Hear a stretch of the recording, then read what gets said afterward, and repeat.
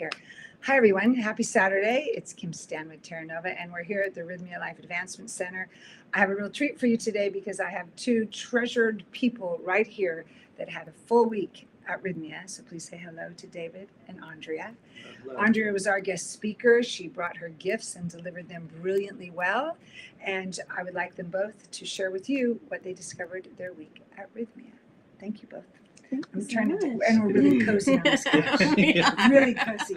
So let's start with you, Andrea. Tell us, because this was your second week here. My second week. Mm-hmm. So please share, how was that coming back for your second week when you've been here less than 6 months? 7 months ago. 7 months. Mm-hmm. Please share that. We want to hear. So I came unattached to what I might receive this week because I know that if you have any kind of attachment based on something that you've experienced before, that can kind of interfere with your experience. And so, and also coming with him was a new experience. And the last time I was here, I came by myself, which I'm glad I did. I'm glad that I had that week to sort of be more of an observer rather than a partner to someone else. And but I highly recommend both ways if people are thinking about coming. And it was if I had to bottom line it was profound. It was an extension of what I received last time, and it did in a way feel like a part two of many parts that are going to come later in my life in this spiritual journey, whether it's experiences here at Rythmia in the future, which I know there will be, or somewhere else. It felt like confirmation as well. Beautiful. Confirmation of the things that I learned the week before. And how was that coming with your partner this time? Well, this make me cry. But it was a couple of things I'll mention. Such a gift to be able to watch someone that you care about so much go through their own journey, and also work for me to not interfere or want to come in and save.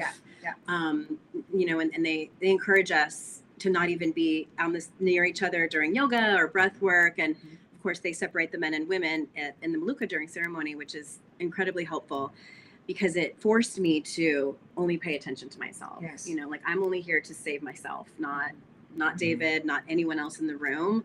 So I loved that. And then the second thing I want to mention is the profound conversations that he and I have been having. We have our whole relationship had deep conversations and debriefs. That's what we call them. And the conversations in our room and by the pool and while we're eating and after breath work, I think I can't wait to go home and continue the debriefs, but it's just even being here, the conversations that we have had, I think have solidified and helped grow our relationship.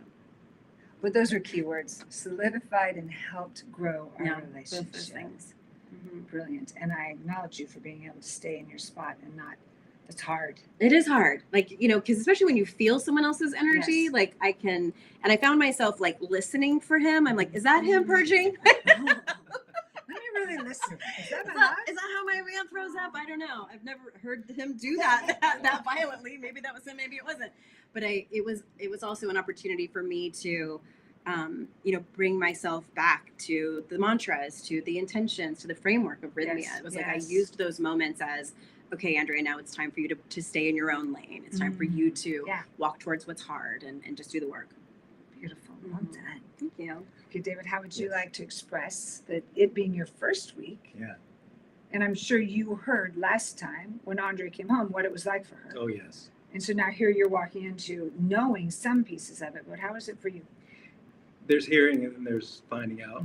I think I came with some expectations. Obviously, the beauty of the space, the beauty in the people, and I think that's one thing that she shared with me that I expected that a little bit.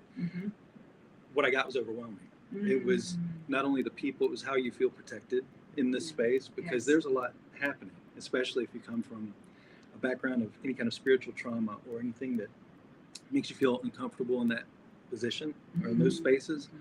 From the shaman to the medicine family to the caretakers to the food to the literally everything was meant. It was very intentional. Yes. And you could feel it. And so what she told me was her experience. And so I tried to come in thinking, okay, I'll have intentions. I'm going to go eyes wide open. But when you get in the Maluka, and you have that experience, it's impossible not to somehow take away a life-changing experience. You know, I don't see how that would be possible. Right. Because it's so profound. Oh, it's absolutely. And it's something that's going to continue. And I think, like she said, the debriefs have been kind of integrating what we're learning every night.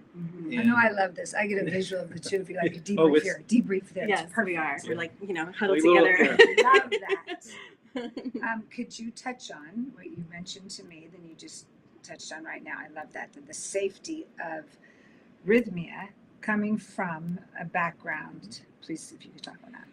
So the likenesses, in my opinion, I've studied many religions because I came from a space that was, I was born into it. And a lot of the time I felt like in those moments and in those spaces, I felt like I was, it was unsafe in some way. And when you have decades of those memories, it's nigh impossible to say, okay, well, I'm not going to be cynical, because you're going to be. You know, you're going to walk in with that frame, that lens. Nothing can change that until you have micro moments. And it feels like we've been here for more than a week, because literally every... Don't they call that ayahuasca time? Yes, it stretches. It completely stretches. That's what it feels like. And I expected the medicine. I expected the, like I said, the environment. I didn't expect these micro doses of spirituality in the most authentic way. It actually changed my intentions. I came in, you know, with the three that were prescribed, and I feel like I got my own personal miracle, but it was through what Mother Ayahuasca wanted to teach me. It was through that authentic lens. How do I be more authentic? How do I be more grounded in self? And how can I find a community that can support that? And I think that's here. Oh, that's so good. Can I say something to that? Like as a partner of someone who's experienced that. So I have a different upbringing in terms of spirituality and religion. I have like a minuscule amount of religious trauma that he's experienced. And I have a dear friend back home that has experienced the same thing. And so I can see how someone who comes from that background, there's like a dissonance that they have towards anything, perhaps anything spiritual or anything where there are teachers in that regard, you know, whether they've had trauma with people who are put on a pedestal in that way, really anything, they can run the gamut. And then I can see how it would be such a hesitation to come to a place like this. And that's something that, as someone who's never had that experience, I wouldn't know what that's like. And so I just want to speak to people who are listening who might have experienced that. Try to seek out people, you know, like David, or in their life who have that particular background, because I think it's very it's tender. Perfect word. It's tender, and then what David said is everything feels very intentional. It is very intentional to create safety here for whatever the trauma has been that's so individualized within each of us, and many of us experiencing spiritual trauma in our lives, to know, who can I just lay it down and get under it here to heal it. So thank you for addressing that, because that safety is complete when we hear this. So thank you. Tell me about your miracles. I want to know, please. Who would like to go first? Okay. So as I said before, my intentions were the prescribed intentions. I wanted to find out who I'd become. I wanted to kind of get all the way to heal my heart in a quick and easy way, right? You think, oh, well. Okay, I'm going to giggle at that one. That was good. In a quick and easy way. Let me feel I this. didn't know that you were hoping that it would be like that. I wanted the hot route, as you would call it, you know, to healing. And I think that this is the shortest path anyway. I mean, we're here 7 days. How do you know?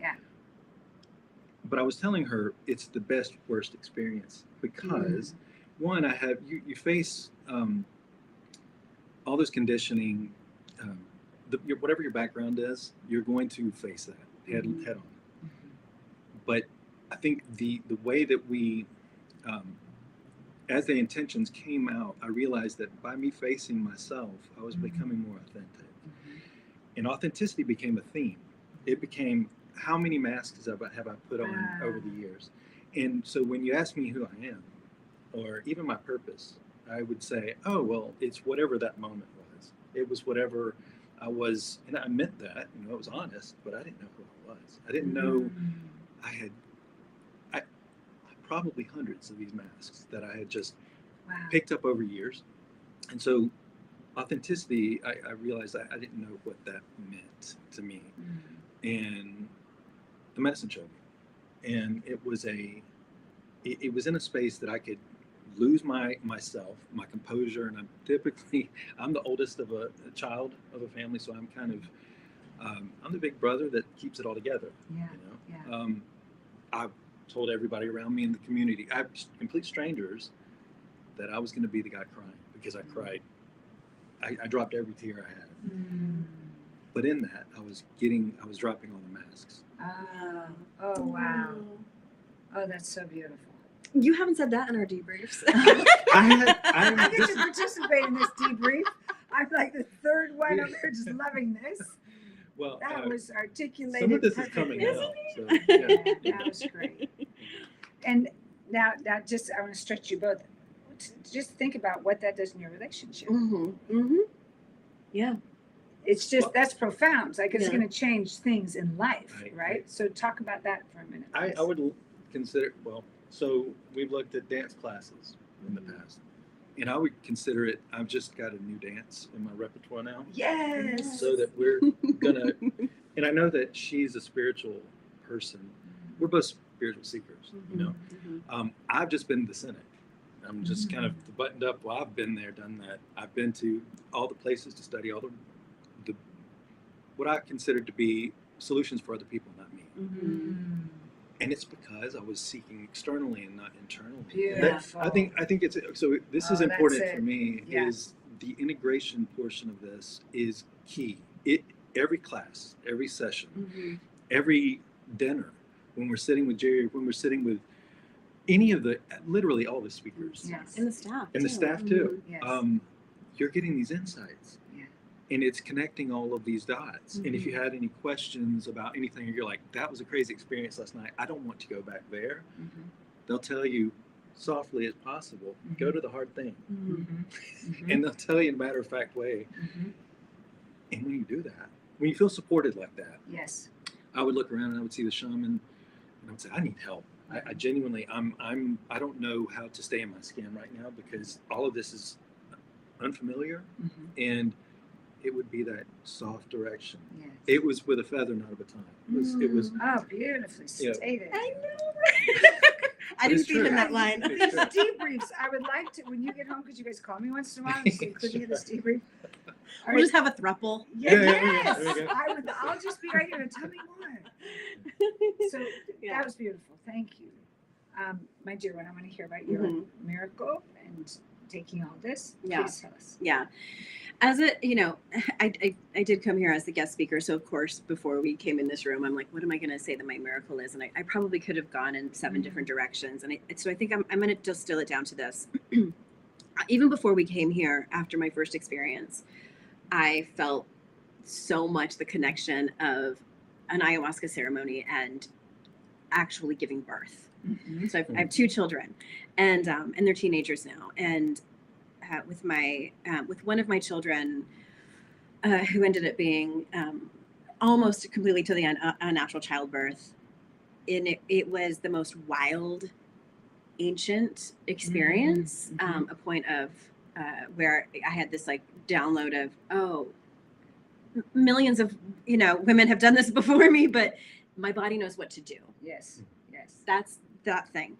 And and then had those birthing experiences with both of my children, and then coming here, like there's so many similarities of when you drop in and when you drink the medicine of like that your body knows what to do. Yes, you are going to purge. We do something very similar during childbirth. We push a whole human out of our bodies, and it's and then today in our closing circle. Someone had mentioned that the sound that the shaman make, what do they call it? It's the sound of creation. They call it the sound of creation, but I cannot duplicate that sound. Okay, you can do it.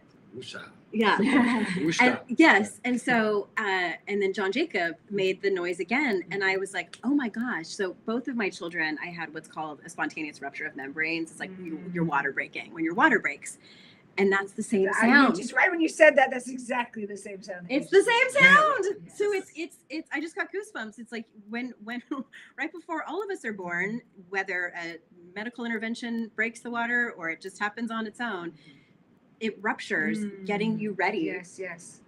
to be born and Yes. to be created. And that's my miracle. It was confirmation that what I was feeling was correct, because I have issues around, is this real? Are people going to believe me that I experienced that's like my own wounds? And so being here this week, my miracle was confirmation that all of the synchronicities, whether the synchronicities that got me here to be a guest speaker, that got me here in the first place, that got me here to meet him, that got me here to have this conversation with you, it was all on purpose, and it was all ancient, and it was all for my greater good. I love the last part of that. It was all ancient. It was all for your greater good, and your greater good is for the greater good of everyone else. 100%. Wow, you two. Oh, I could just relax. And Kim needs a cigarette now. deep She breathe. doesn't even smoke. I don't even smoke, and I need a cigarette. That was good. Okay, so thank you. What else about Rythmia did you appreciate? The flow. You both mentioned the classes. Like, what did you appreciate about your, especially with the two of you together? What did you appreciate about in the flow of the day, besides debriefing? I can speak if you Sure. want. Okay. Yeah. David, like our first couple of weeks, I just want to say this really quick. When we first met, when he asked me what I did for a living, and I, I do this, and one of the things I have a podcast, and I said, I'm a professional yapper. So he had a sweatshirt made that says professional yapper, and made me think of it, because I can talk for days. But I think that it's just what I keep saying to people is like, they have it down to a science. They have it down to a science. Like, this, everything is intentional. The way that the schedule is, that we get a massage and the 2 colonics, like it's all very much on purpose, and nothing feels. There's no dissonance. I just and I come into this as someone. I've spent 20 years in this industry. I've been to so many retreats. I've facilitated many retreats on my own. So I come in with that eye, and I'm watching and scanning, like where are they going to mess up? Where are they going to get it wrong? No, and I haven't found anything yet. And so that's, I love that. Yeah, just that. It's all got it down to a science. In the community too. I think one of the only thing I can add is she's been in this space for 20 years. I've been in here 0 years. So now you're getting kind of like the cynic's view, I would say. When you come in here, you're put inside of, you're embedded in a community already that are going to go through a similar experience. And something about that, I'm very familiar with that in being in teams and the military, and you go through shared experiences and you come out with a stronger bond. Yes. Those bonds have been as important and critical to this development as our debriefs, because you take insight from other people and you watch their growth. And I literally have seen people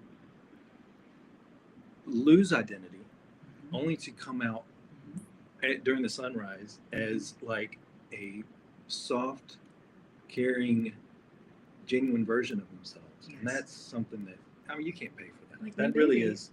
And that's the miracles that keep happening, and why we have such a high rate of people changing their lives here, because of that.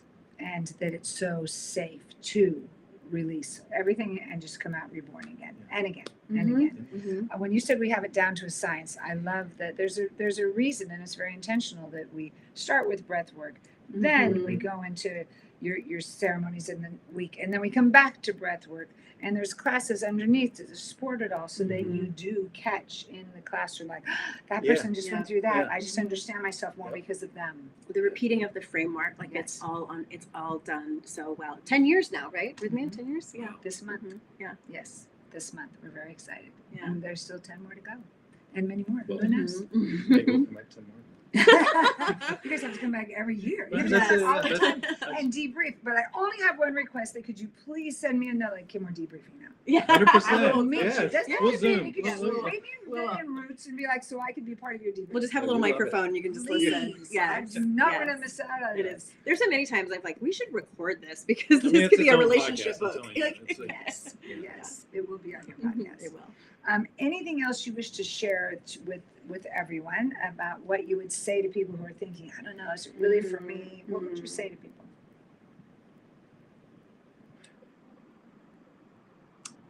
Go to the hard thing.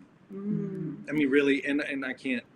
That's been another theme here. That if you're scared to do that sort of level of introspection, it's okay. Yeah. No one here that I met was any more practiced in it. It's every version is different and new, and I think you're going to find something in each night that you're here that's something that you won't find elsewhere. Yeah.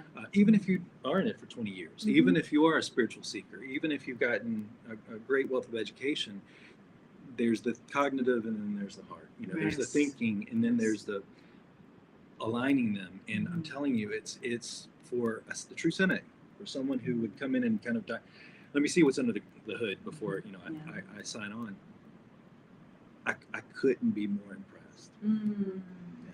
Yeah. Are you going to be a cynic, you think, moving forward after I can't. Exactly. Yeah, no, it's You left that here. right. I have new dance moves, but Yes, you I can't be a did. cynic. Yes. Yes. And what would you say? Yeah, and I want to just dovetail off of that. I think that many of us walk into these types of situations coming from a lifetime of intellectualizing our pain, our healing, even. And what Rythmia does is gently guides you from your head and into your body and into your heart.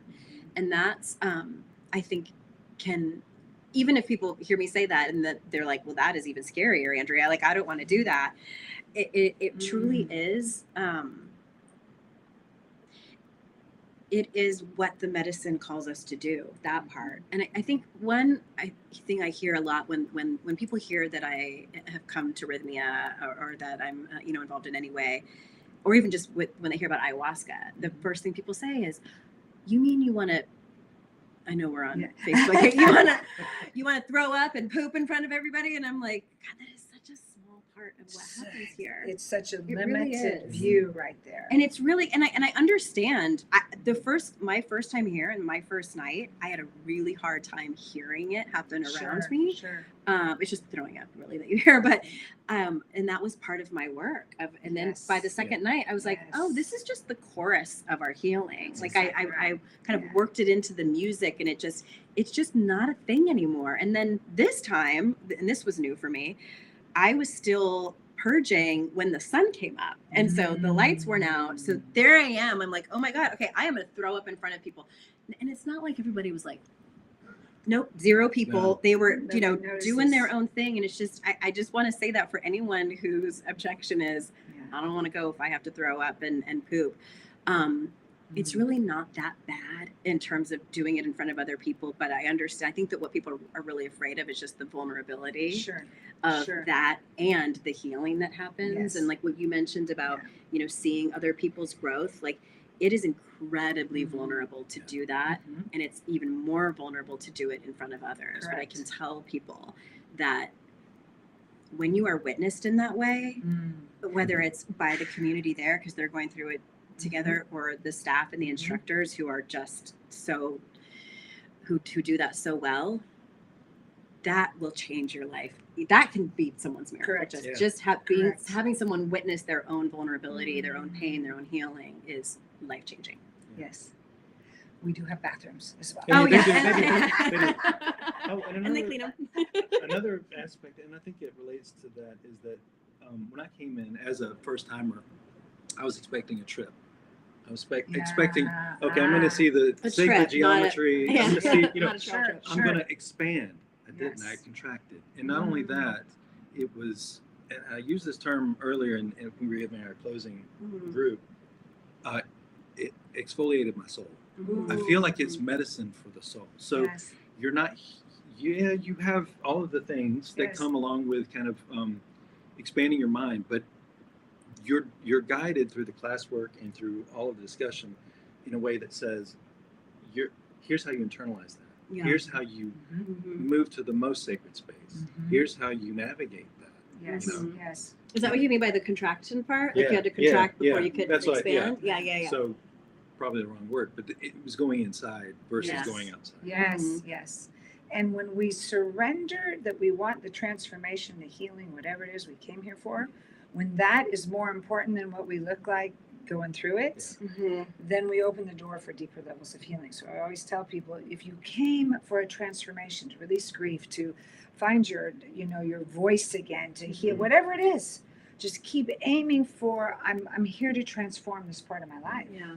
And then we lose any sense of momentarily vulnerability. We're always vulnerable. Yeah. Like, But well, if you notice, the Monday night, everyone's like, okay, this is a little scary. Yes. And then by Tuesday, it's like, whoo! Yeah. We made it through that, and we will do it again because we can feel the expansion. Mm-hmm. And it's worth it. Yeah. It's worth it. I think I just want to say one thing based on what we've talked about. That we talk a lot here this week about having an open heart. And I know for me, it wasn't until a few years ago, I think I was a therapist that asked me that question, like, can you walk into this with an open heart? And I was in such an angry place in that moment with that circumstance. I was like, no, I can't. But then that made me realize, like, where else do I walk around without an open heart? And so for people listening to this who are thinking, like, I don't even know what she's talking about, like having an open heart, just have an open mind. And then when you come here, the people and the medicine will help you with that open heart. So good. Just have an open mind. Yeah. Mm-hmm. The heart. I feel like in my experience, Beautiful. that's really all you need to come Yes, beautiful. here. Mm-hmm. The heart will follow. I can't thank you both enough. Oh, thank you. Oh my gosh, so good, so good. Could you just meet me here every Yes. I Saturday? love it. Yes. I love it. In Fly Costa back Rica? in. Yes. Right here. Just meet right here.